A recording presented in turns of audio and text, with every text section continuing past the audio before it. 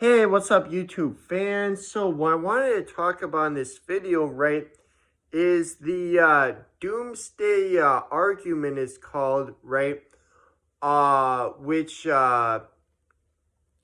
basically argues, right, that we can predict the total number of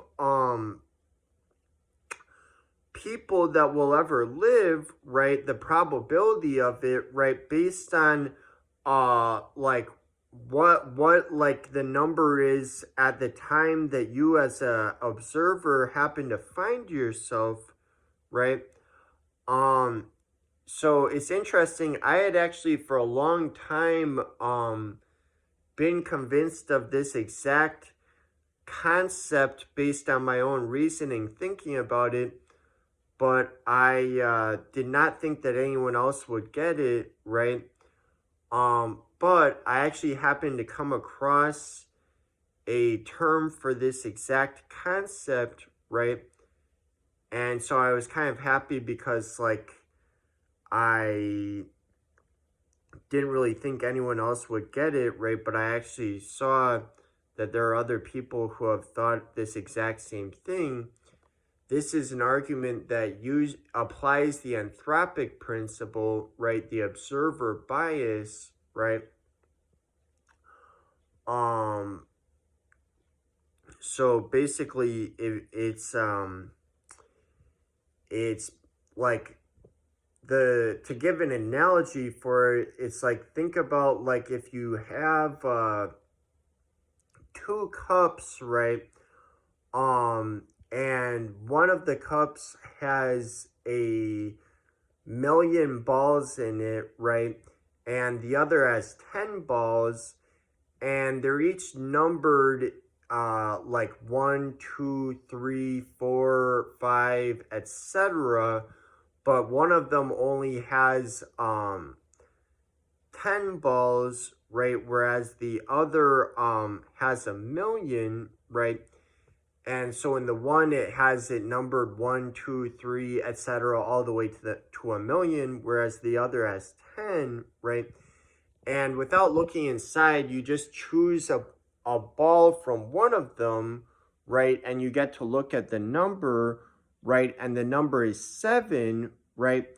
What now are the odds that the cup that you pulled the ball from is the one that has a million versus that it's the one that has 10, right? The odds are now very stacked against it being the one with a million. It's very much more probable that it's the one with 10, right? Because if it were the one with a million, right, it would be very unlikely to select 7, right? Because the odds will be 1 in a million, right? Or, for that matter, if it were a matter of like selecting, anything from 1 to 10, if it was the one with a million, the odds of that are 10 in a million, right? Whereas if it's the one that has exactly 10 in them, then it's a 100% chance of selecting one that is 1 to 10, right? And so the odds are now much more in favor, right, of it being the one that only has 10 in it, right? You would have much higher odds of selecting the number 7 if it's the one with only 10, right? And so likewise, right,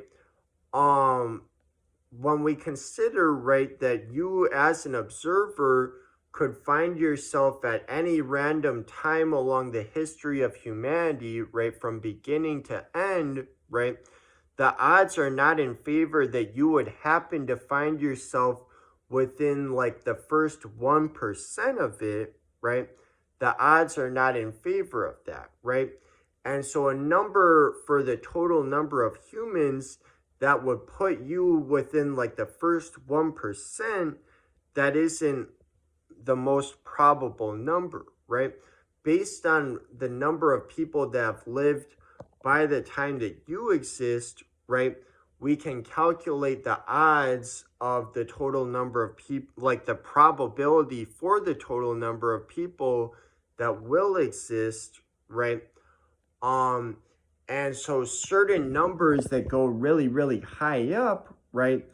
It would be at a certain point, you know, when it gets into the trillions, when it gets really high up, it's not it's improbable, right? Just based on this argument, right? Um, and so, you know, my dad has said that he would think. I know my dad has many times in the past said that he thinks that humanity will likely not exist for much longer because of like wars, bombs, and things like that. This is not at all, you know, relying on any of that. It's a probability argument specifically based on when you find yourself, that the odds of you finding yourself like within just like the first 1% of humanity, right? The history of humanity. And so in any event, I had just specifically based on this line of reasoning, I had actually for like I had worked this out in my head, and for a long time I had been convinced, right, that that my reasoning held up, and that it was a very strong indicator that, you know, certain ideas where people would think that like we'll get like really high up in the number of people that will exist are not plausible. But I had for a long time thought that, you know, most people wouldn't really get it. Most people wouldn't really get what I was trying to say. But I just found a term for it, the doomsday argument. So that actually shows that other people think the same thing. Because I just happened to be reading and I saw someone else saying this exact thing. And I was like, oh, I guess other people have thought of this too. It's not just me.